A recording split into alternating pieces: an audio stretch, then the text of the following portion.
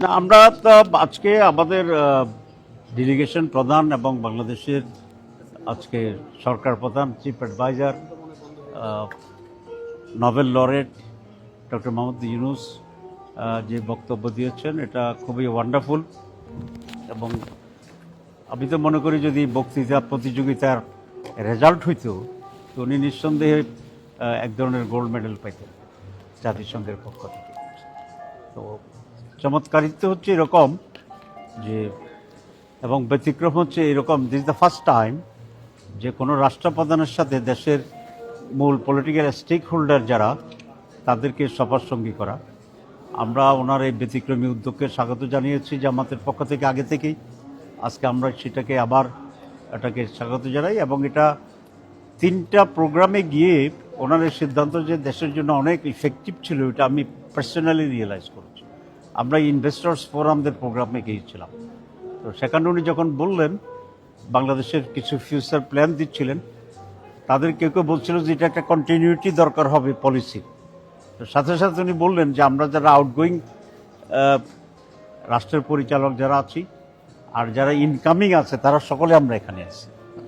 তো এটার পরে দেখলাম যে ইনভেস্টরদের ভিতরে এক ধরনের হাসি বা কনফিডেন্স সেখানে দেওয়া করছে। যে আজকে আমরা গেলাম সেখানে এটা রিফ্লেক্টেড হয়েছে যে বাংলাদেশ জনগণ ইউনাইটেড আছে এখন, যে সকল মেজর রাজনৈতিক দলের নেতারাও এখানে একসাথে আসছি, আমরা কথা বলছি, আমরা একসাথে ঘুরছি, মিটিংয়ে যাচ্ছি। এটা দেশের মানুষের জন্য নিঃসন্দেহে একটা পজিটিভ বার্তা হবে, যেখানে রাজনৈতিক দলগুলো গত 15 বছর একে অন্যের চেহারা দেখতে পারত না। Now we are flying together, eating together, sitting together, discussing together. It's a very good impression I think.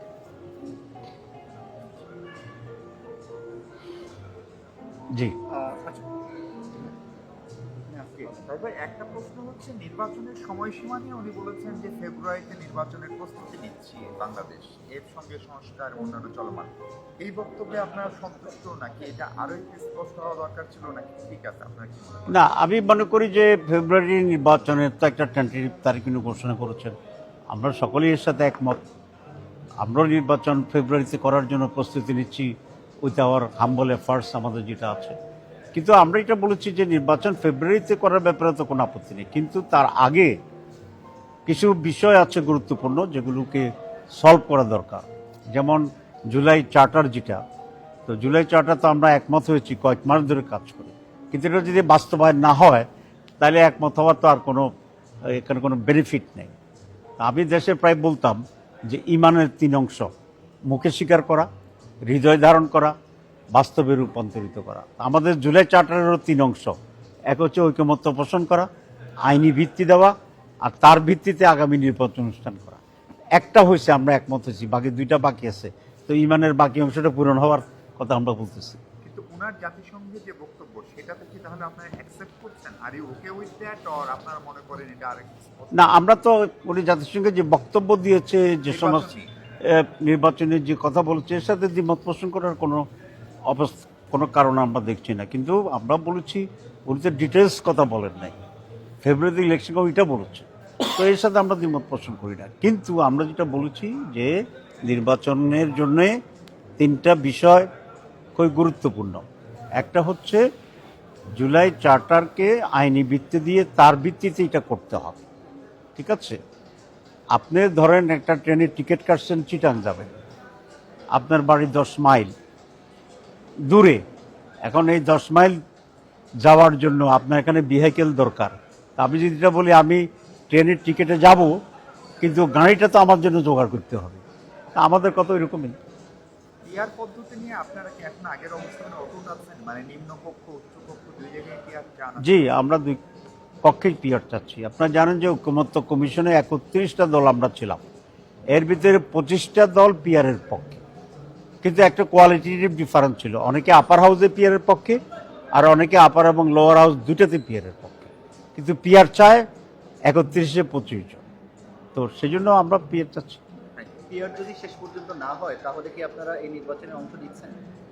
শেষ পর্যন্ত না হয় ইফ বাট, এগুলো রাজনীতিতে নাই।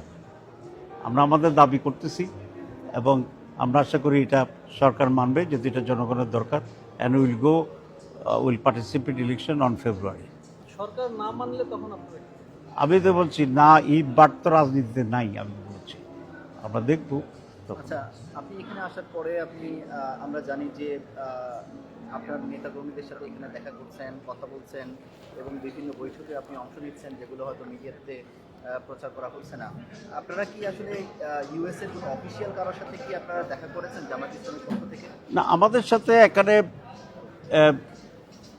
কংগ্রেসম্যান, যারা সাবেক কংগ্রেসম্যান আছে, কত ইম্পর্টেন্ট লোক আছে, তাদের কিছু আছে, এদের সাথে আমরা ইনফর্ম কথা হচ্ছে, এবং অনেকে আছে আগে থেকেই আমাদের ফ্রেন্ড, এবং সেরকম আমরা কিছু সৌজন্য সাক্ষাৎ আমরা করছি। আমি জানতে চাচ্ছি বাংলাদেশ জামাত ইসলামী একটি রাজনৈতিক সংগঠন যেটি প্রকাশ্য রাজনীতি করছে। আপনার আজকে একটি সংবর্ধনা সভা আছে এখানে, জি। জামাত ইসলামের লোকজনই এটি আয়োজন করেছে, কিন্তু সেই আয়োজনটা কেন বাংলাদেশ জামাত ইসলামীর নামে হয়? আসলে জামাত ইসলামী দল হিসেবে একটা নির্দিষ্ট, কিন্তু আমরা রাজনীতি করি বাংলাদেশের সকলকে নিয়ে, সকলের জন্য। তো যেহেতু আমি কয়েক হাজার মাইল দূরে আসছি, এখানে বাংলাদেশের যারা আছে সকলেই এখানে আমার মানুষ, আমি সকলের মানুষ। তো সেই জন্যই এই সম্বর্ধনাটা কোনো একটা দলের ভিত্তিতে হচ্ছে না, আমাদের আমেরিকান যে সমস্ত লোকরা আছে তাদের পক্ষ থেকেই এটা একটা গণসম্বর্ধনা। বিগত 16 বছর আওয়ামী লীগ জামাত ইসলামীকে একটা সন্ত্রাসী সংগঠন হিসেবে যুক্তরাষ্ট্রে উপস্থাপনের চেষ্টা করছিল। তো এবং বেশ কয়েকবার তাদের যে স্টেট ডিপার্টমেন্টের যে স্টেটমেন্ট দেওয়া হয়েছিল সেখানে জামাত ইসলামের নামও এসেছে। No, that's wrong information. ওকে, তো এই বিষয়ে আপনাদের আসলে তাদের অবস্থান কি চেঞ্জ হয়েছে? কাদের, আওয়ামী লীগের? না, এই স্টেট ডিপার্টমেন্ট। না, স্টেট ডিপার্টমেন্ট তো আগেও আমাদেরকে সন্ত্রাসী বলে নাই, এখনও তারা বলছে না।